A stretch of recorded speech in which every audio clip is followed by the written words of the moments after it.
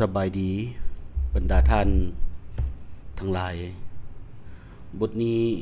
ข้าพเจ้าจะมานำเสนอเกี่ยวกับระบบบัญชีวิสาหกิจ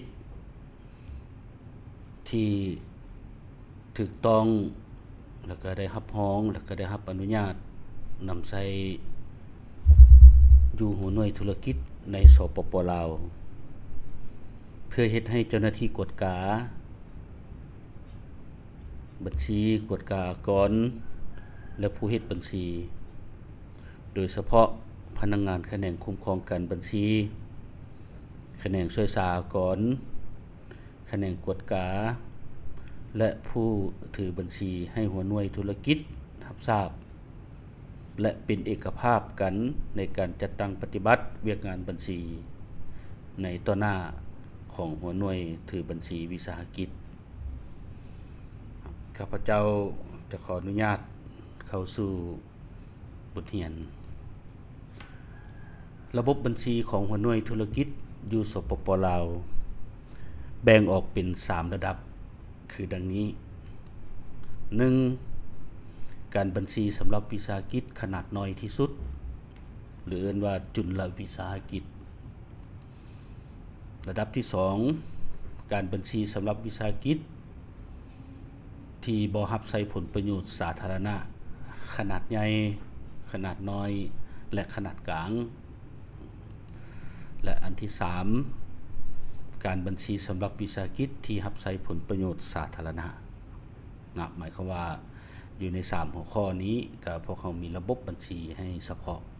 ในการนำใช้อยู่หัวหน่วยถือบัญชีดังกล่าวนั้นมาเข้าหาอันที่ 1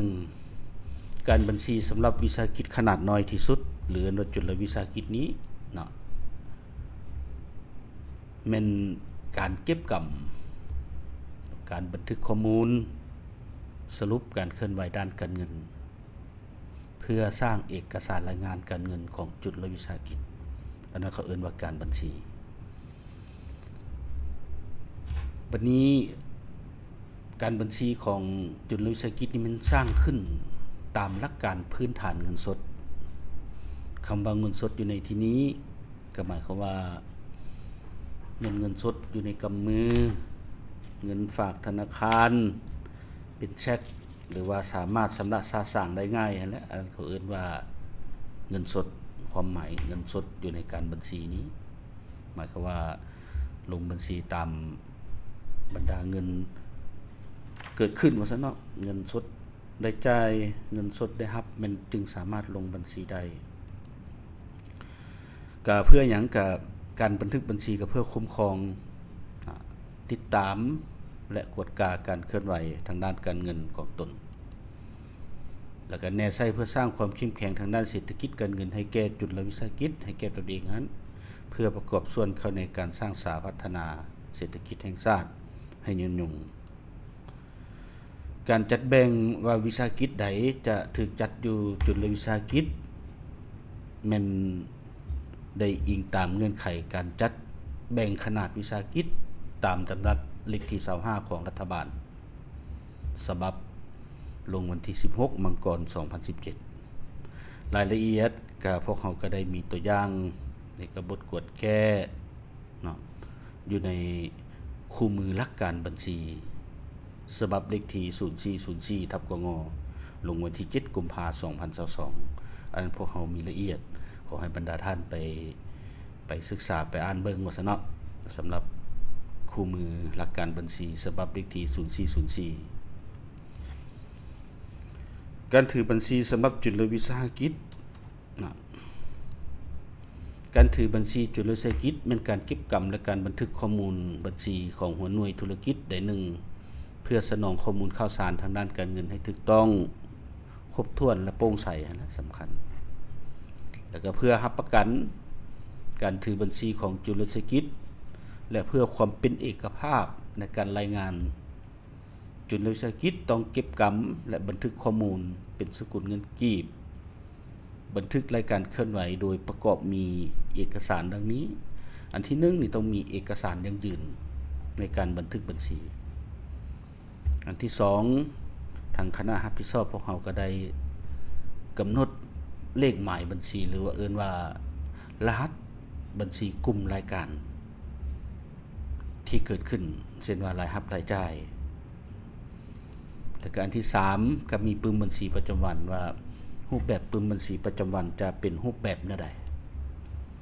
และอันที่4ก็เป็นรูปแบบเอกสารรายงานการเงินนั่นแหละหรือว่าการรายงานเอกสารรายงานการเงินเฮามาเข้าแต่ละอันนี้เบิ่งตึมที่1เอกสารยั่งยืนแม่นเอกสารใดเอกสารยั่งยืนลงบัญชีประกอบมีคือในนี้อันที่1แม่นใบเก็บเงินที่ได้รับจากทางนอก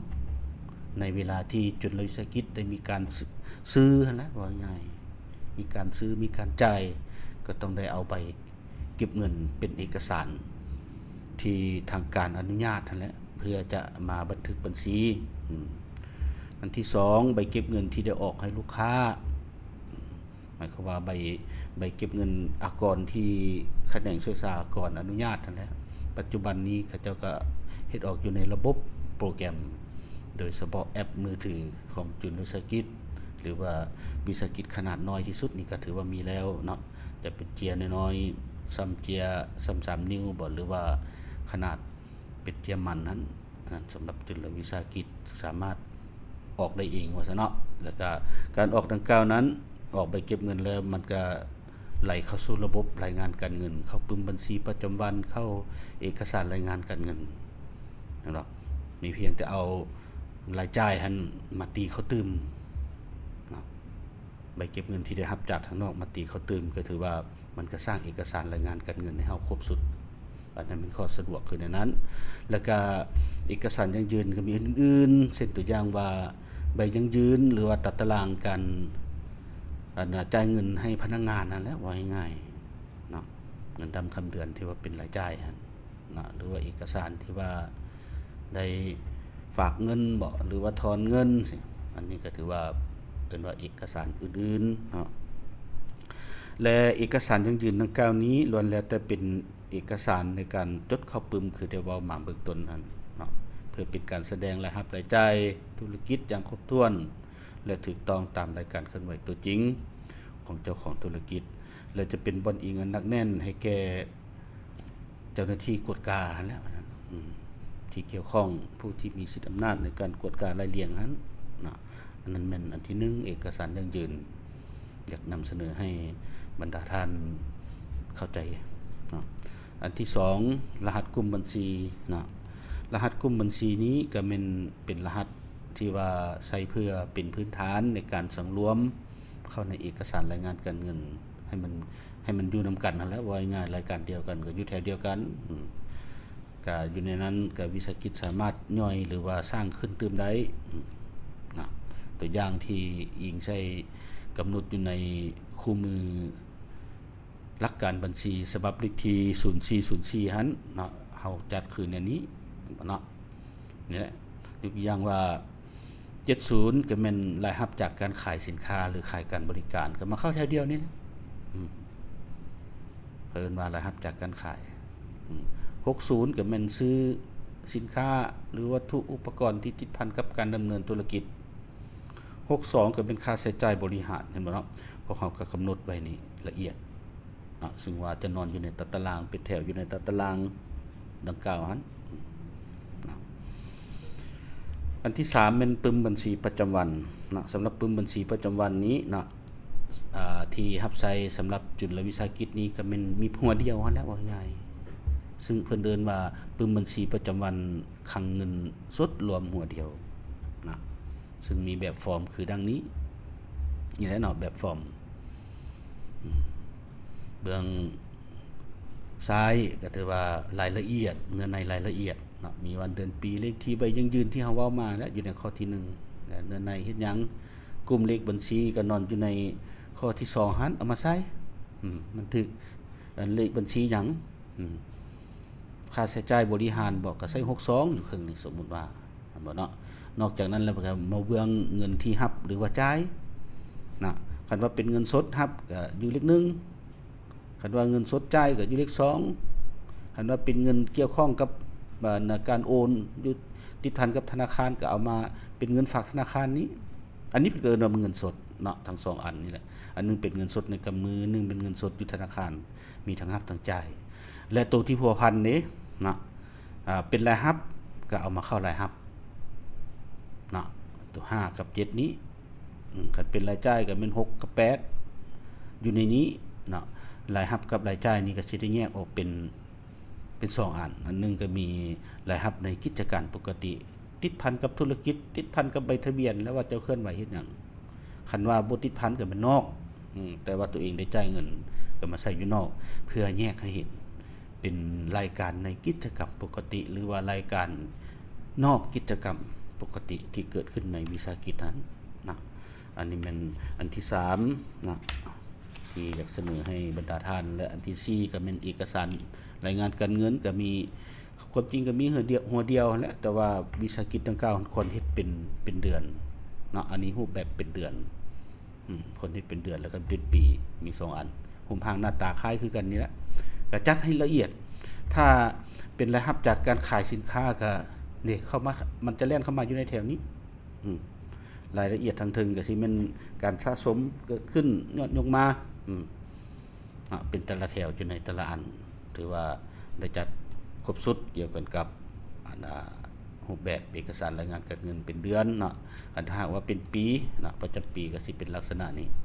ก็สิเป็นสรุปเป็นปีอันนี้ปีนึงเขาเฮ็ดเทื่อนึงอันเมื่อกี้นี้เฮ็ดเป็นเดือนแล้วก็ยกยอดไปเพื่อแสดงให้เห็นเป็นแต่ละระยะหรือว่าเป็นแต่ละเดือนนั้นแล้วอยู่ในโปรแกรมนั้นก็สามารถว่าเฮาจะฮู้เป็นงวดก็เป็นงวดได้6เดือนก็ได้3เดือนก็ได้4เดือนก็ได้แล้วแต่เนาะเพราะว่าโปรแกรมสำเร็จรูปเขาเจ้าสามารถกำหนดว่าเจ้าจะรายงานอยู่ในลักษณะแนวใดเนาะอันนั้นเป็นอันที่1เนาะการบัญชีระดับที่1ระดับสำหรับจุลวิสาหกิจหรือว่าวิสาหกิจขนาดน้อยข้าพเจ้าจะเสนอในนั้นให้บรรดาท่านศึกษาค้นคว้าตื้มฟังคืนตื้มหรือไปเบิ่งปึ้มและเลขที่0404และเนาะคู่มือหลักการบัญชีถึงว่าทางกรมพวกเขาก็ได้จำหน่ายเบิกหรือว่าแจกไปเป็นที่เรียบร้อยแล้วและทางด้านเนื้อในเป็น PDF พวกเขาก็ได้เอาลงอยู่ใน QR Code เป็นที่เรียบร้อยแล้วนะขออนุญาตเสนอข้อที่2ต่อการบัญชีสำหรับวิสาหกิจที่บ่รับใช้ผลประโยชน์สาธารณะ ขนาดใหญ่ขนาดน้อยและกลางนะอยากเสนอคือในนี้เนาะการบัญชีสำหรับวิสาหกิจที่บ่รับใช้ผลประโยชน์สาธารณะนะแม่นหัวหน่วยที่มีรายรับธุรกิจประจำปีรายรับจากการขายบวกรายรับจากการบริการบวกรายรับจากกิจการสำรองนี่มันเกิน400ล้านขึ้นไปแล้วแม่นให้มาถือบัญชีคู่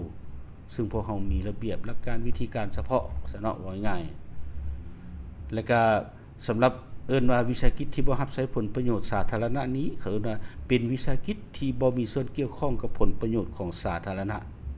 ไหนเนาะเช่นตัวอย่างว่าวิสาหกิจส่วนบุคคลลงทุนผู้เดียวก็ว่าวิสาหกิจส่วนบุคคลขาดทุนกับตัวเองขาดกำไรกับตัวเองขาดผลประโยชน์ถือว่าตัวเองได้ผู้เดียวบริษัทจำกัดนี่ก็เช่นเดียวกันก็เป็นกลุ่มคนนึงเนาะบ่เกิน9คนก็ถือว่าขาดทุนกับผู้กลุ่มผู้เกี่ยวเป็นผู้ขาดทุนกำไรกับกลุ่มผู้เกี่ยวเป็นผู้กำไรบริษัทจำกัดผู้เดียวก็แม่นผู้เดียวนะแต่ว่าในรูปแบบบริษัทบ่แม่นวิสาหกิจส่วนบุคคลนะและวิสาหกิจอื่นที่ว่าเพิ่นบ่ได้จัดอยู่ในวิสาหกิจรับใช้ผลประโยชน์สาธารณะแล้วว่าง่ายก็ถือว่าต้องได้มานำใช้มาตรฐานบัญชีสำหรับวิสาหกิจที่บ่รับใช้ผลประโยชน์สาธารณะเนาะบัดนี้การถือบัญชีแม่นการเก็บกำและบันทึกข้อมูลบัญชีของหัวหน่วยธุรกิจได้1นั่นแหละเพื่อสนองข้อมูลข่าวสารทางด้านการเงินให้ถูกต้องครบถ้วนโปร่งใสก็บ่ต่างหยังกับจุลวิสาหกิจว่าซั่นแต่ว่ามันสิกว้างและมันสิหลายกว่าก็เพื่อรับประกันการถือบัญชีของวิสาหกิจที่บ่รับใช้ผลประโยชน์สาธารณะนี้นะและเพื่อความเป็นเอกภาพในการรายงานวิสาหกิจที่บ่รับใช้ผลประโยชน์สาธารณะต้องเก็บกำและบันทึกข้อมูลเป็นสกุลเงินกีบนะหรือสกุลเงินอื่นถ้ามีความจำเป็นและต้องได้รับอนุญาตจากกระทรวงการเงินแล้วว่าง่ายถ้าเมื่อได้รับอนุญาตจากกระทรวงการเงินแล้วก็ต้องปฏิบัติตามข้อกำหนดอย่างเคร่งครัดในใบอนุญาตนั้น ว่าเฮาควรเฮ็ดคือแนวใดอยู่หั่นก็สิมีเงื่อนไขว่าเงื่อนไขที่จะนำใช้สกุลเงินดอลลาร์ต้องกวมอัตราส่วนคือแนวใดนี่แล้วก็ถ้าฮอดท้ายงวดท้ายปีท้ายสมัยเฮาต้องรายงานมีอันใดแด่อันนั้นต้องได้ปฏิบัติข้อกำหนดอย่างเคร่งครัดถ้าหากว่าอยากนำใช้สกุลเงินอื่นเนาะในกฎหมายเพราะเฮาก็เปิดไว้อันนั้นเป็นสำหรับการนำใช้สกุลเงินอื่นเนาะและบัดนี้การบันทึกและการเคลื่อนไหวและการรายงานเนาะก็ว่าง่ายว่าสำหรับวิสาหกิจที่บ่รับใช้ผลประโยชน์สาธารณะนี้ก็ต้องได้ประกอบด้วยเอกสารบางเอกสารคือดังนี้แหละอันที่1ก็เอกสารยั่งยืนในการลงบัญชีเอกสารยั่งยืนใบบินนั่นแหละในการบันทึกบัญชีอันที่2ก็แม่นผังบัญชีหรือว่าเลขหมายบัญชีนะและอันที่3ก็แม่นปึ้มบัญชีประจำวันปึ้มติดตามต่างๆที่มีอยู่ในนั้นอันที่4ก็แม่นเอกสารรายงานการเงินอันนี้มีความจำเป็นนะข้าพเจ้าจะขออนุญาตชี้แจงไปแต่ละอันตืมคือกันกับจุลวิสาหกิจนั้นอันที่1เอกสารยั่งยืนในการลงบัญชีเนาะก็สิประกอบมีใบเก็บเงินที่ได้รับจากทางนอกนี่แหละก็เช่นเดียวกันคือกันกับจุลวิสาหกิจนั้นใบเก็บเงินที่เฮาได้ซื้อนะได้ใช้บริการถือว่าได้รับจากทางนอกที่ถูกต้องตามกฎหมายแล้วที่2ใบเก็บเงินที่ออกให้ลูกค้าก็คือปัจจุบันนี้ก็บ่ต่างหยังกับจุลวิสาหกิจโปรแกรมบัญชีคู่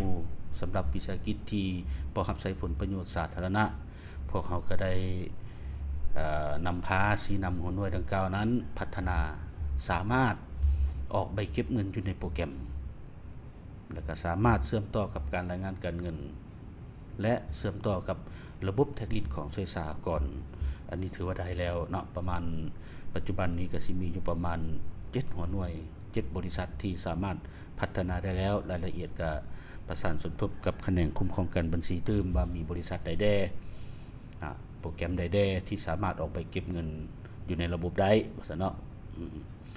แล้วก็เอกสารอื่นๆเนาะเอกสารอื่นนี่ก็คือว่าแหละบางเทื่อก็ตัดตารางหักค่าโรงเรียน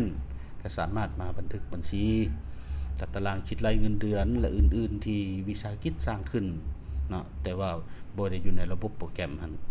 ก็ถือว่าแม่นเอกสารยั่งยืนในการบันทึกบัญชีและพร้อมเดียวกันนั้นเนาะใบเก็บเงินที่ออกให้ลูกค้าที่เว้าอยู่ในข้อที่2นี้บางเทื่อก็อาจจะบางหัวหน่วยที่อยู่ห้องไกลศอกลีกหรือว่า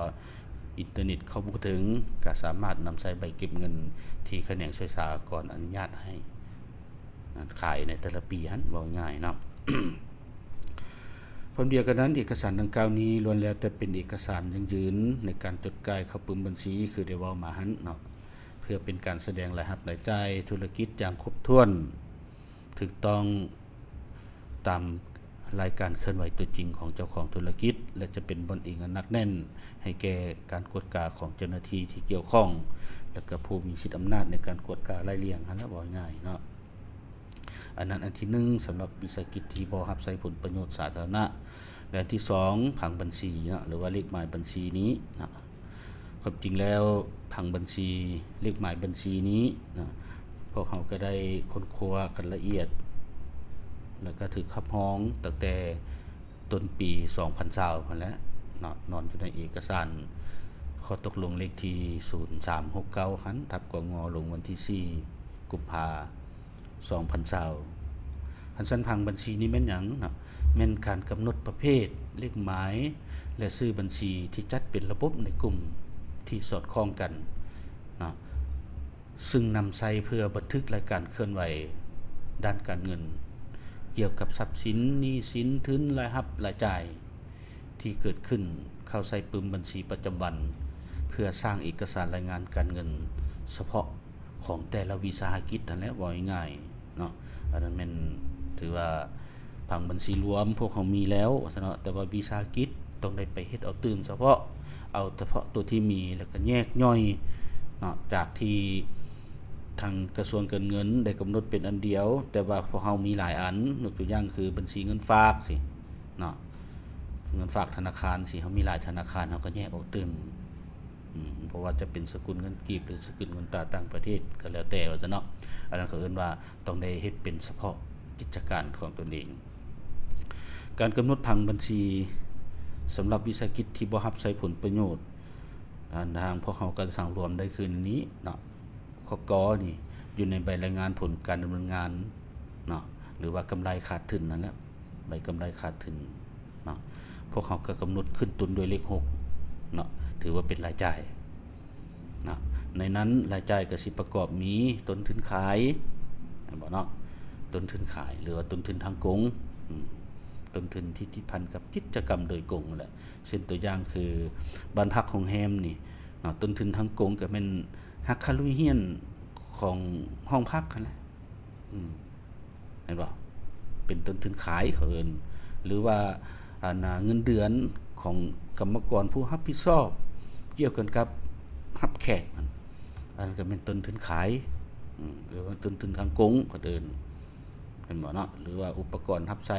ให้แขกในเวลาพักเสาร์อันบ่คันว่าสินค้านี่บ่ยากดอกต้นทุนที่ได้ซื้อมาแล้วขายออกคันอันนั้นเป็นต้นทุนขายบัดนี้อันที่2มาต้นทุนการจำหน่ายก็กำหนดขึ้นต้นด้วยเลข6เช่นเดียวกันต้นทุนการจำหน่ายนี้มันเอิ้นว่าต้นทุนการตลาดนะว่าง่ายๆเนาะเป็นต้นทุนการตลาดหมายความว่าที่ติดพันในการโฆษณาเผยแพร่หันว่าบ่มีกับบ่มีธุรกิจบางอันอาจจะมีน้อยเนาะอาจจะเอาเข้าในต้นทุนบริหารพี่เลยเนาะต้นทุนรับใช้บริหารเช่นว่าเงินเดือนผู้อำนวยการเงินเดือนพนักงานบัญชีสิอันนี้เขาเอิ้นว่าต้นทุนบริหารหรือว่าค่าใช้จ่ายสิ่งปลูกสร้างบ่มีต่างติดพันกันกับบริหารก็เป็นต้นทุนบริหารบ่อันที่3และ4ค่าใช้จ่ายอื่นในการธุรกิจที่ติดพันนั้นก็มีรายละเอียดอยู่ในผังบัญชีเนาะแล้วก็บรรดารายจ่ายการเงินก็คือต้นด้วยเลข6อากรต้องจ่ายปกติอากรกำไรแล้วว่าง่ายเนาะแล้วก็อากรเงินชำระอันนี้จะโดยส่วนใหญ่จะนำใช้สำหรับวิสาหกิจที่บ่รับใช้ผลประโยชน์สาธารณะขนาดใหญ่ๆพุ่นละว่าง่ายเนาะแต่ว่าในเงื่อนไขที่ติดพันกันกับระเบียบกฎหมายเนาะอันนี้พวกเขาสิมีบทเรียนบทนึงเฉพาะเกี่ยวกันกับอากรเงินชำระให้บรรดาท่านไปศึกษาค้นคว้าเติมบทเรียนพวกเขาก็สำเร็จแล้วเนาะแล้วก็คนเดียวกันนั้นพวกเขาก็มีรายจ่ายสังรวมหลังอากรรายจ่ายที่บ่ติดพันกับอากรแล้วว่าง่ายเนาะรายจ่ายที่ว่าง่ายรายจ่ายที่บ่ญาตให้เป็นรายจ่ายทางด้านอากรนั่นแหละแต่ว่าต้องได้ลงบัญชีเนาะอันนั้นเป็นเขาเอิ้นว่ารายจ่ายสังรวมหลังอากรรายละเอียดมีเลขหมายบัญชีเฉพาะและอยู่ในใบรายงานผลการดำเนินงานนี้ก็บัญชีขึ้นต้นด้วยเลข7ก็เป็นบัญชีรายรับเนาะรายรับจากกิจการปกตินั่นแหละคันว่าบ้านพักโรงแรมก็สิเป็นรายรับจากค่าห้องพักนั่นแหละอันนั้นมันรายรับจากกิจการปกติแล้วก็รายรับอื่นๆจากการดำเนินงานปกติรายรับการเงินแล้วก็รายรับสังรวมหลังอากรหมายความว่ารายรับที่ได้ถูกเสียอากรแล้วหั่นแหละว่าง่ายเนาะที่ว่าเอามาจดเข้าบัญชีตัวนี้อันนั้นแม่นกเนาะข้อกนอนอยู่ในใบรายงานผลการดำเนินงานว่าเรื่องผังบัญชีเนาะแล้วบัดนี้ข้อขอผังบัญชีที่นอนอยู่ในใบรายงานฐานะการเงินพวกเขาก็ได้แยกออกเป็นอยู่2อันที่1ก็เป็นเบื้องทรัพย์สินนั่นแหละอันที่2ก็เป็นเบื้องหนี้สินข้อจำ1นี่นอนอยู่ในใบรายงานฐานะการเงินเบื้องทรัพย์สินก็สิได้แยกออกเป็นอยู่2อันเนาะอันที่1ก็เป็นขึ้นต้นด้วยเลข1นี่ก็เป็นทรัพย์สินคือกันแต่ว่าเป็นทรัพย์สินหมุนเวียนเรียกว่าทรัพย์สินระยะสั้นซึ่งมีอายุคงตัวอยู่ในวิสาหกิจนั้นบ่เกิน1ปีหรือบ่เกิน12เดือนต้องได้หมายความว่ามันมีการเปลี่ยนแปลงอันเขาเอิ้นว่าทรัพย์สินหมุนเวียนและขึ้นต้นด้วยเลข2แม่นทรัพย์สินคือกันแต่เป็นทรัพย์สินบ่หมุนเวียนเมื่อก่อนเขาเอิ้นว่าทรัพย์สมบัติคงที่นะซึ่งมีอายุการอยู่ในวิสาหกิจเกิน12เดือนขึ้นไปพุ่นน่ะจึงค่อยมีการเปลี่ยนแปลงนะรายละเอียดในชื่อมันอยู่นำเลขบัญชีหันและส่วนที่2ของใบรายงานฐานะการเงินนี้ก็แม่นเขาเอิ้นว่าใบรายงานฐานะการเงินเบื้องหนี้สินนะเมื่อก่อนเขาก็เอิ้นว่าใบสรุปทรัพย์สมบัติหนี้สินสิแยกออกเป็นอยู่3ส่วนเนาะ3ส่วนหนึ่งก็แม่นว่า เป็นหนี้สินเช่นว่าขึ้นต้นด้วยเลข4แต่ว่านับเอาตั้งแต่40จนฮอด46จัดเป็นหนี้สินหมุนเวียนเมื่อก่อนเขาก็เอิ้นว่าหนี้สินระยะสั้นเนาะและส่วนที่2ก็มันขึ้นต้นด้วยเลข4คือกันแต่ว่า47 549จัดเป็นหนี้สินบ่หมุนเวียนเมื่อก่อนเขาเอิ้นว่าหนี้สินระยะยาวนะและขึ้นต้นด้วยเลข3นะจัดเป็นทุนของเจ้าของหมายความว่าทุนจดทะเบียนยกตัวอย่างก็มันขึ้นต้นด้วยเลข3นะคลังสำรองตามระเบียบการนะแล้วก็คลังสำรองเพื่อขยายการผลิตก็เป็นทุนเห็นบ่ที่ว่าบ่ทันได้นำใช้หรือว่ากำไรบ่ทันแบ่งปันกำไรภายในปีอันก็มีเขาเอิ้นว่าเป็นส่วนของเจ้าของวิสาหกิจหรือเอิ้นว่าทุนขึ้นต้นด้วยเลข3เห็นบ่เนาะและข้อนี้แม่นบัญชีขึ้นต้นด้วยเลข5นะบัญชีขึ้นต้นด้วยเลข5นี้เป็นบัญชีที่บ่นอนอยู่ในใบรายงานสรุปทรัพย์สมบัตินะหรือว่า financial statement บ่ได้นอนอยู่เอกสารรายงานการเงินในเวลาที่สรุปเนาะมันจะแสดงออกอยู่ในปึมบัญชีประจำวันอยู่ในใบดุลเดียงเนาะถ้าหากว่าวิสาหกิจปิดบัญชีเป็นเดือนแต่ละเดือนต้องเสร็จสุดปิดเป็นงวดแต่ละงวดก็ต้องเสร็จสุดปิดเป็นปี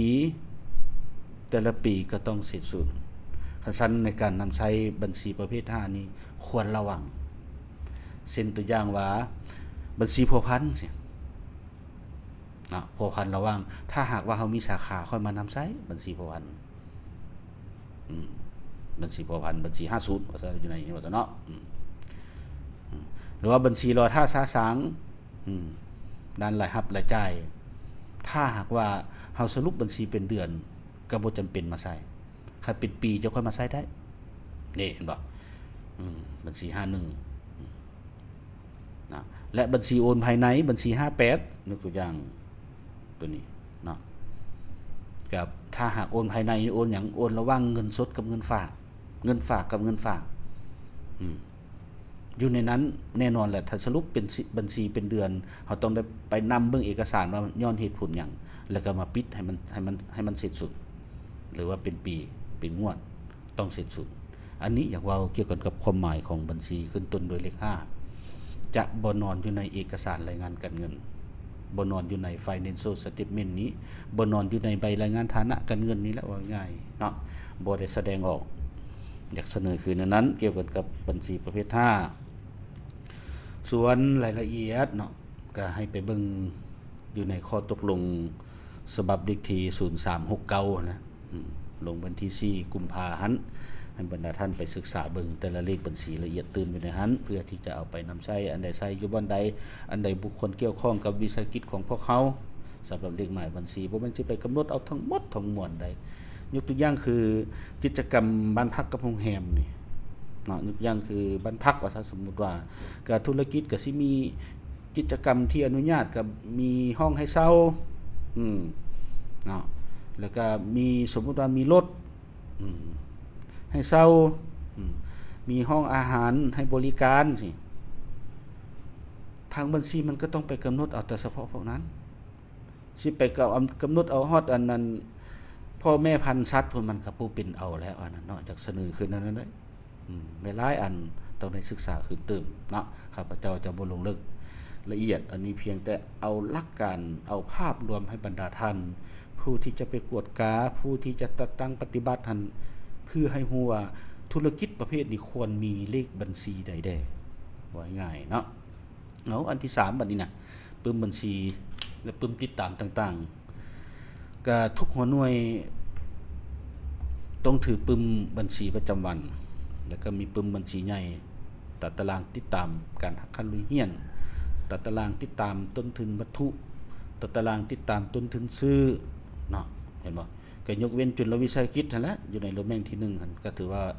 บ่ได้ใช้ว่าง่ายเนาะแต่ว่าสำหรับวิสาหกิจที่บ่รับใช้ผลประโยชน์สาธารณะขนาดน้อยและกลางและก็ขนาดใหญ่นี่จำเป็นต้องได้มีเนาะจำเป็นต้องได้มีส่วนรายละเอียดก็คือว่าอะไรว่าพวกเขาก็ได้มีให้อยู่เฉพาะ นี่ให้อยู่เฉพาะ บัดนี้ปึ้มบัญชีประจำวันนี้กับบันทึกรายการเคลื่อนไหว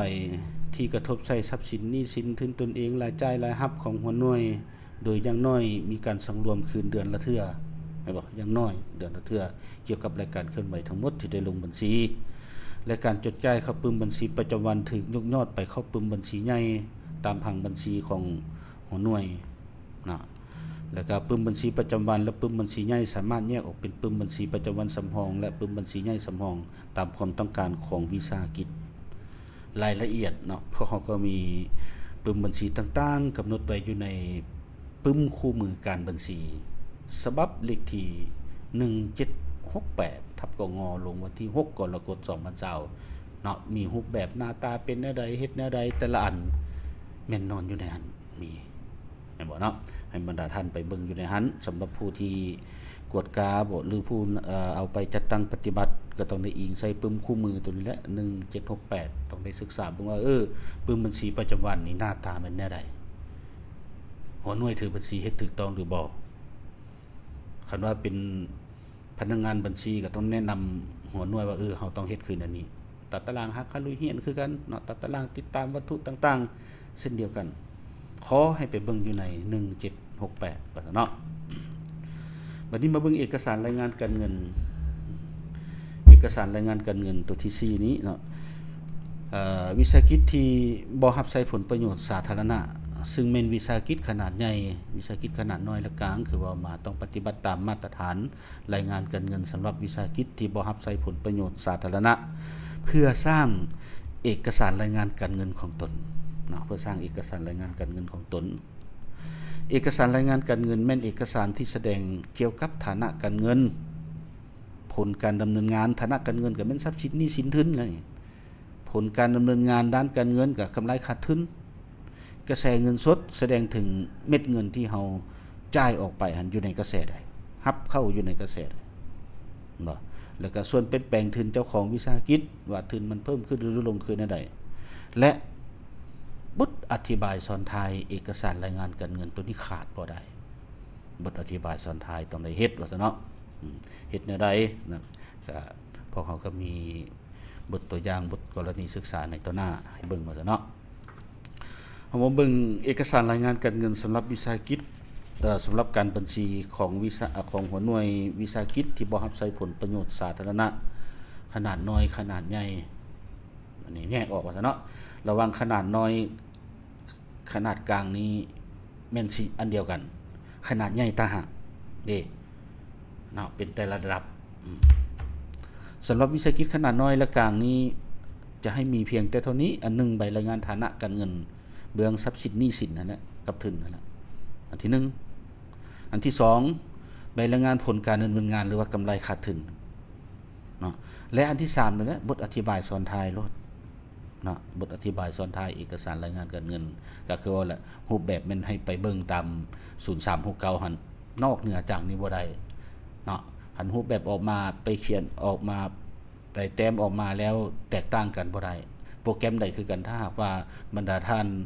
ผู้กวดกาหรือว่าผู้นำใช้ตัวจริงอยู่ในหัวหน่วยถ้าหากโปรแกรมที่ได้รับอนุญาตจาก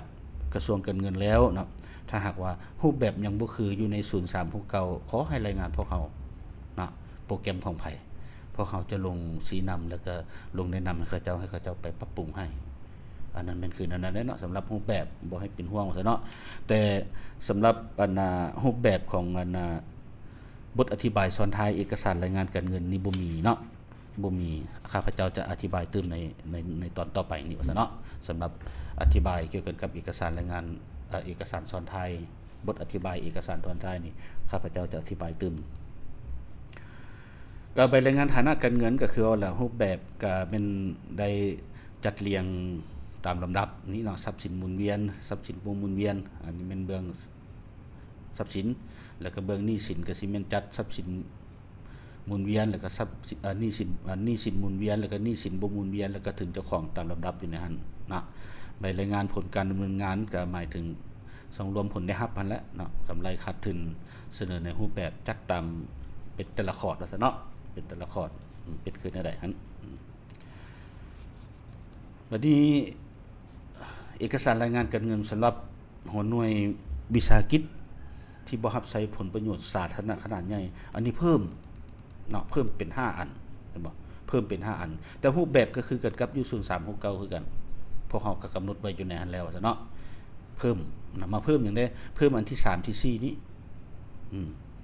อันที่3เลื่อนมาบทอธิบายซ้อนท้ายเอกสารรายงานการเงินนี้ต้องอยู่ตามหลังนะต้องอยู่ตามหลังจังนั้นอาสิอธิบายเติม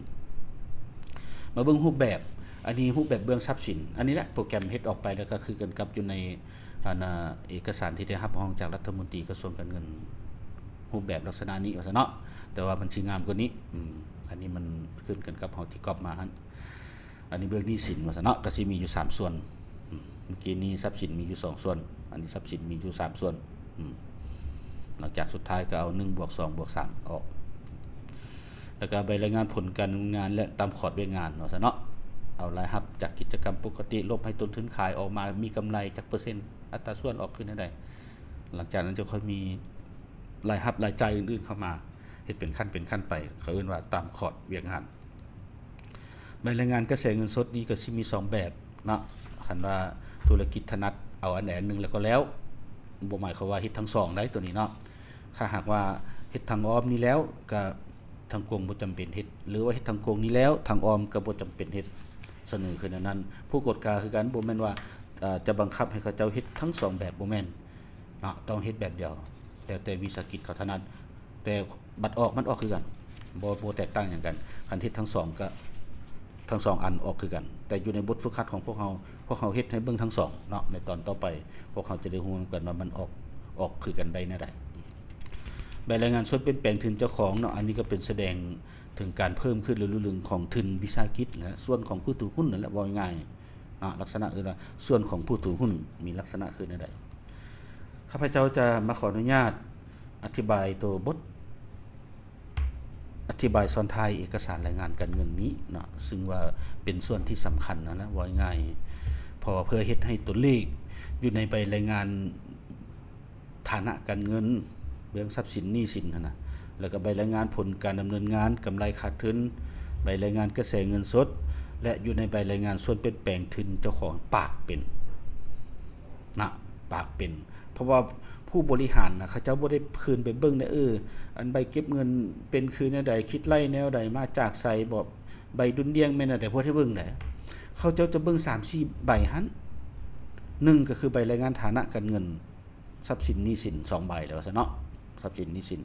3ก็ใบรายงานผลการดำเนินงาน4ก็ใบรายงานกระแสเงินสด5ก็ส่วนเปลี่ยนแปลงทุนเจ้าของนี่เบิ่ง5ใบเท่านั้น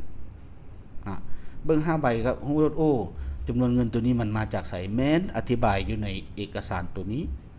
ดังนั้นบทอธิบายซ้อนท้ายเอกสารรายงานการเงินนี่บ่ได้เป็นบ่มีรูปแบบนะว่าจัดรูปแบบมาได้เฮ็ดตารางแนวนั้นแนวนี้บ่มีอยากเสนอคือแนวนั้นเนาะบ่มีรูปแบบว่าต้องเฮ็ดคือแนวใดเพราะว่าขั้นตอนในเบื้องต้นของบทอธิบายซ้อนท้ายเอกสารรายงานการเงินนี่นะมันจะได้อธิบายเกี่ยวกับหลักการทางด้านบัญชีว่าเฮามีหลักการคือแนวใดมีวิธีการแนวใดมีนโยบายคือแนวใดหลังจากนั้นจะค่อยไปลงลึกตัวเลขแต่ละอยู่ในแต่ละแถวของใบรายงานฐานะการเงินใบรายงานผลการดำเนินงานและอื่นๆนั้นว่าตัวเลขตัวนี้น่ะเอาหยังมาบวกหยังมาลบหยังมันจะค่อยออกเป็นคือแนวนี้เด้อันนั้นเขาเรียกว่าบทอธิบายซ้อนท้ายเอกสารรายงานการเงินซึ่งแน่นอนแล้วพวกเขาก็สิมีบทฝึกหัดมีบทกรณีศึกษาแล้วก็บทกวดแก้อยู่ในปึ้มต่อๆไปเพื่อให้บรรดาท่านเข้าใจตึมปัจจุบันนี้พวกเขาก็ได้ออกไปแล้วเนาะเช่นตัวอย่างว่าคู่มือการบัญชีเวียกงานท้ายสมัยพวกเขาก็มีให้เป็นเรียบร้อยเนาะเกี่ยวกับการสร้างบทอธิบายซ้อนท้ายเอกสารรายงานการเงินให้บรรดาท่านไปติดตามเบิ่งหั่นแหละฉบับเลขที่คันชื่อบ่ผิดก็เป็น2561นี่แหละครับกงเนาะก็ออกปี2022แล้วประมาณท้ายปี2022เนาะที่ได้ออกไปหั่นอันนั้นแม่นข้อที่2เนาะการบัญชีสำหรับวิสาหกิจที่รับใช้ผลประโยชน์สาธารณะหรือว่าระดับ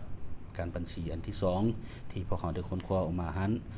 และอยากเสนอเติมกับการบัญชีสำหรับวิสาหกิจที่รับใช้ผลประโยชน์สาธารณะจะเฮ็ดขึ้นแนวใด ว่าซั่นเนาะการบัญชีสำหรับวิสาหกิจที่รับใช้ผลประโยชน์สาธารณะรายรับธุรกิจประจำปีจากการขายคือกันและจากการบริการจากรายรับกิจการสมมุติเกิน400ล้านขึ้นไปคือกันกับที่บ่รับใช้ได้เนาะและเนาะแต่ว่าภาคส่วนดังกล่าวเนี่ยเป็นวิสาหกิจที่มีส่วนเกี่ยวข้องกับผลประโยชน์อันสำคัญของมหาชนในด้านลักษณะขนาดนะหรือจำนวนพนักงานของธุรกิจบอกเป็นวิสาหกิจที่จดทะเบียนในตลาดหลักทรัพย์และดำเนินธุรกิจต้นต่อในการคุ้มครองรักษาทรัพย์สินของบุคคลนิติบุคคลและการจัดตั้งเส้นเห็นบ่ธนาคารธุรกิจอันนี้เขาก็เอิ้นว่าวิสาหกิจที่รับใช้ผลประโยชน์สาธารณะบริษัทประกันภัยบริษัทที่นอนอยู่ในตลาดหลักทรัพย์และสถาบันการเงินอื่นๆเพิ่นก็เอิ้นว่าวิสาหกิจที่รับใช้ผลประโยชน์สาธารณะเด้ได้บ่อันนี้มันวิสาหกิจที่รับใช้ผลประโยชน์สาธารณะเนาะ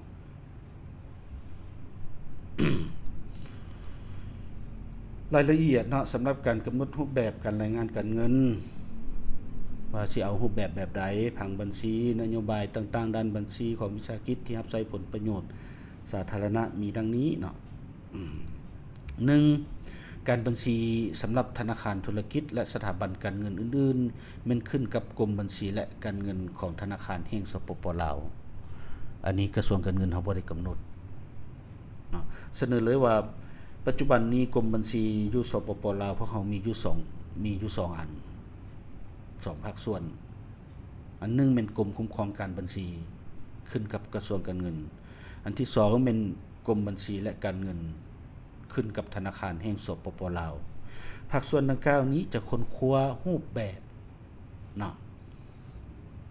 เอกสารรายงานการเงินทางบัญชีของบรรดาธนาคารและสถาบันการเงินอื่นๆนะบ่แม่นกระทรวงการเงินเป็นผู้ค้นคว้านะที่ได้ออกมาพันมา0369บ่1768ข้อตกลงที่ออกมาและอื่นๆที่ออกมาแม่นสำหรับวิสาหกิจที่บ่รับใช้ผลประโยชน์สาธารณะที่เฮาสำเร็จแล้วแต่ว่าของธนาคารแม่นธนาคารแม่นนั่นน่ะกรมบัญชีและการเงินธนาคารแห่งสปป.ลาวต้องเป็นผู้ที่ค้นคว้าแล้วว่าง่ายเนาะปัจจุบันนี้ธนาคารเพิ่นก็ขึ้นกับตัวนั้นพุ่นอันที่2การบัญชีสำหรับการประกันภัยบริษัทตลาดหลักทรัพย์หมายความว่าบริษัทที่เข้าสู่ตลาดหลักทรัพย์นั่นแหละอันนี้มันขึ้นกับหมายความว่าบริษัททั่วไปแล้วว่าง่ายและไปจดทะเบียนในตลาดหลักทรัพย์นั่นแม่นขึ้นกับกรมคุ้มครองการบัญชีของพวกเขาเป็นผู้ค้นคว้ากำหนดเกี่ยวกับรูปแบบการรายงานการเงินผังบัญชีและนโยบายด้านบัญชีแต่ว่าเนาะมาฮอดปัจจุบันนี้สำหรับบริษัทประกันภัยบริษัทตลาดหลักทรัพย์แม่นยังใช้ควบคู่สับสนยังปนกันอยู่ว่าซะเนาะระหว่างการบัญชีของบริษัทแม่และการบัญชีของเราซึ่งกระทรวงการเงินของพวกเขายังบ่สำเร็จในการค้นคว้าโดยเฉพาะรูปแบบเอกสารรายงานการเงินผังบัญชีนโยบายด้านบัญชีถือว่ายังบ่ทันสำเร็จเมื่อก่อนก็ได้กำหนดกันไว้ว่าให้บริษัทดังกล่าวนะประกันภัยหรือว่าบริษัทเข้าสู่ตลาดหลักทรัพย์นี้จะต้องปฏิบัติมาตรฐานตามมาตรฐานสากลด้านการรายงานการเงินหรือเอิ้นว่า IFRS แต่ว่าให้ปฏิบัติตั้งแต่ปี 2017 พุ่นนะแต่ว่ามาฮอดปี 2017 บ่สามารถจัดตั้งปฏิบัติได้ดังนั้นรัฐมนตรีกระทรวงการเงินจึงได้ออกแจ้งการเงื่อนนะให้ไปจัดตั้งปฏิบัติในต่อหน้าซึ่งอยู่ในช่วงระยะปี 2021 หา 2025 นี้เป็นระยะค้นคว้าเนาะปรับปรุงกำหนดและให้สามารถจัดตั้งปฏิบัติได้ในปี 2026 อันนี้เป็นการบัญชีสำหรับวิสาหกิจที่รับใช้ผลประโยชน์สาธารณะที่เป็นบริษัทประกันภัยและเป็นบริษัททั่วไปที่เข้าสู่ตลาดหลักทรัพย์นั้นเป็นเพื่อและปี 2026 หรือว่าอยู่ในช่วงป ปี 2024-25 นี่ก็เป็นช่วงระยะคนทั่วทดลองแล้วปัจจุบันนี้กรมพวกเขาเนาะสมทบกับกรมปลปก็ได้สมทบกับบิ๊ก4เนาะคนครัวเกี่ยวกันกับนโยบายหรือว่ามาตรฐานด้านการรายงานแต่ละมาตรฐานเพื่อนำเสนอรัฐมนตรีรองรับเป็นแต่ละมาตรฐานและก็ประกาศใช้นำเสนอให้บรรดาบริษัทนำใช้แล้วก็พวกเขาก็สิได้กำหนดรูปแบบการรายงานการเงินว่าจะเอาในรูปแบบใดเนาะอันนั้นเป็นการนำเสนอของข้าพเจ้ามาฮอดนี้เนาะก็ถือว่าการนำเสนอเกี่ยวกับระบบบัญชีวิสาหกิจของหัวหน่วยธุรกิจอยู่ในสปป.ลาวของข้าพเจ้าก็ได้สิ้นสุดและข้าพเจ้าอยากย้ำเติมอีกว่าให้บรรดาท่านผู้ที่จะกวดกาการถือบัญชีกวดกาก่อนผู้จัดตั้งปฏิบัติอยู่ในหัวหน่วยธุรกิจนะให้คำนึงและเบิ่งว่าวิสาหกิจขนาดใดควรนำใช้รูปแบบแนวใดเพื่อให้มันสอดคล้องกับระเบียบกฎหมายและข้าพเจ้าก็หวังอย่างยิ่งว่าบรรดาท่านที่ได้รับชมรับฟังจะนำไปจัดตั้งปฏิบัติในเวียกงานของตนให้ถูกต้องและสอดคล้องกับระเบียบกฎหมายที่มี